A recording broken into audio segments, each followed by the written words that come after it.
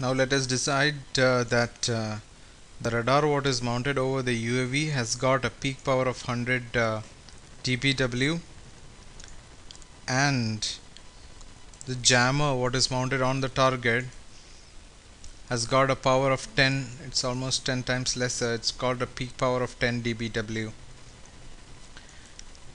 Let us see what is the effect of this jamming over how it identifies the target. So once we compute and when we bring in the probability of determination, what is in black is without the jamming and what is in green is with the jamming effects. So you could see that when there is jamming, um, when there is a jammer mounted over the enemy target, the probability of determining that particular target comes down significantly. And if actually the jammer power was much higher, for example if it was 50 dBW, then could see that it has completely gone down. It means that even if the UAV fly over the target, it would have never able to determine that particular target. So if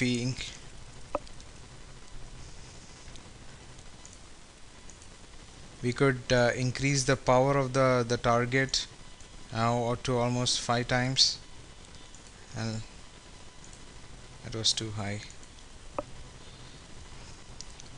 So based on how you change the value of the peak power, so if you know that the enemy target has got a jammer which is of this particular power, you could change the your transmitting your radar mounted over your own UAV, how much power it will be required to overcome that jammer.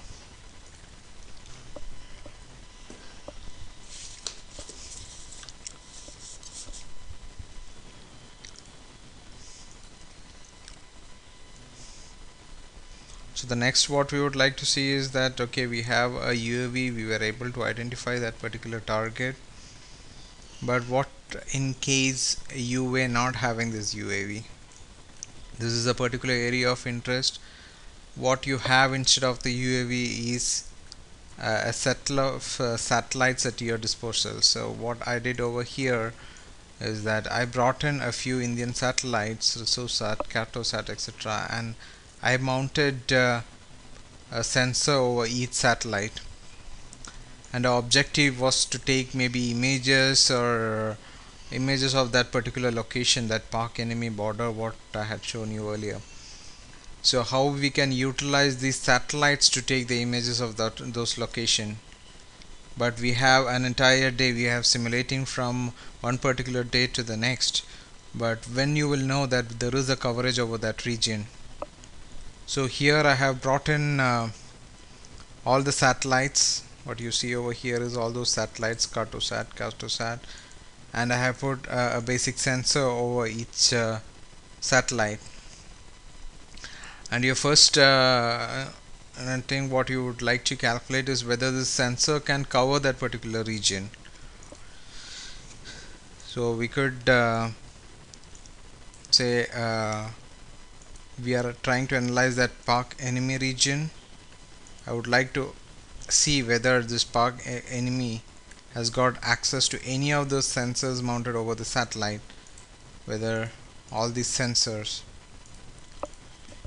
and we could do an access calculation, and instantaneously we were able to find that the sensor mounted over one of the satellite had got an access to that region for a brief amount of 20 seconds.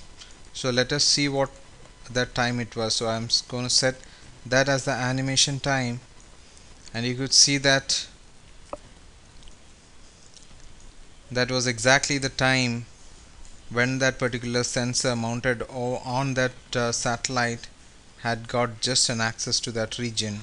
So we will be able to utilize that satellite at that time to take the image of that particular region.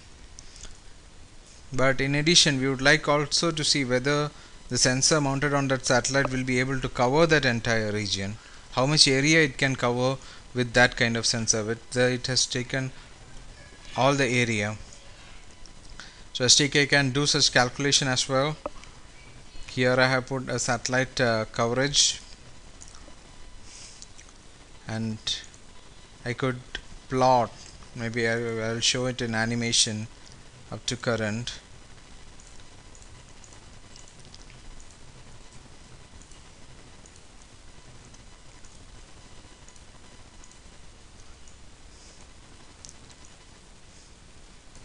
So what you see over here is that it is not at all covered when it is in red,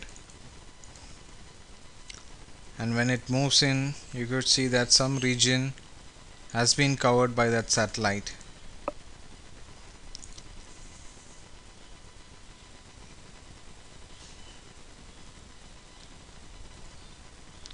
And that's the same as what we did before. If you want to exactly see how much area it has been covered, you could do a percentage satisfied, and it would say that almost 69% of the area has been covered by that particular satellite.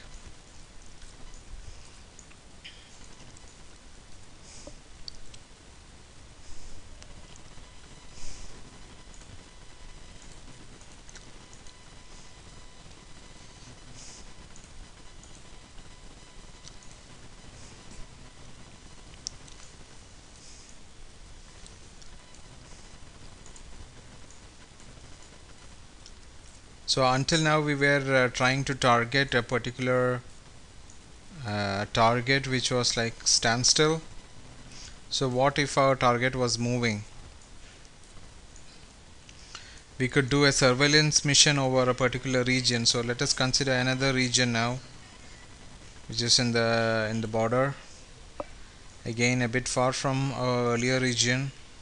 I have put another aircraft which is surveilling that particular region, and unlike the static object, now we have a ground vehicle over here. If we zoom to that ground vehicle, you could see that particular ground vehicle is moving along this hidden valley, and you have this aircraft which is surveilling that region.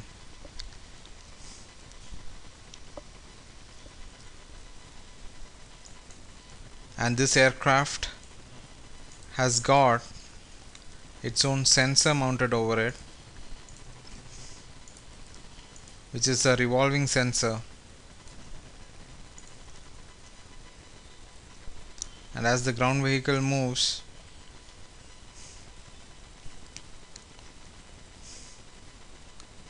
it just missed it. So let us see that with this aircraft flying over this region, whether it can track that ground vehicle. We have the sensor mounted over the aircraft and that ground vehicle, and when we do the access calculations, there's an access report created which says like from this particular time to this particular time, for a matter of just 2 seconds there has been an access.